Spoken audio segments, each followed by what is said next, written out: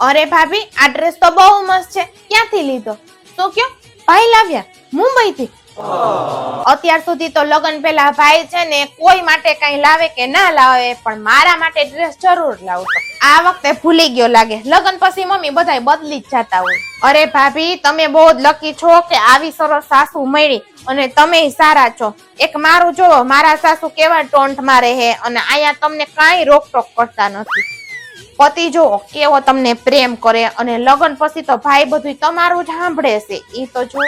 અરે ભાભી, તમે તો ટૂંકો ટૂંકો ડ્રેસ પહેરી લીધો. મમ્મી તમને યાદ છે ને, લગ્ન પહેલા મેં એક વખત ક્રોપ ટોપ પહેર્યું તું તોય ભાઈએ ફાડી નાખ્યું તું. હું કીધું તું મને પસંદ નથી. હવે તો ભાઈ બહુ બદલાઈ ગયો લાગે છે, બહુ મોડર્ન થઈ ગયો લાગે છે. અરે મમ્મી, પેલી ગવર્મેન્ટ જોબ વાળી છોકરીની ભાઈ યારે વાત નહોતી કરી, એના લગ્ન થઈ ગયા ને કરિયાવરમાં BMW કેવડો મોટો બંગલો આવ્યો. તો આ ખબર નહીં ભાભીએ ભાઈ ઉપર હું જાદુ ટોના કરી નાખ્યું તું. તમારા સિવાય તો એને કોઈ ગમતું નહોતું.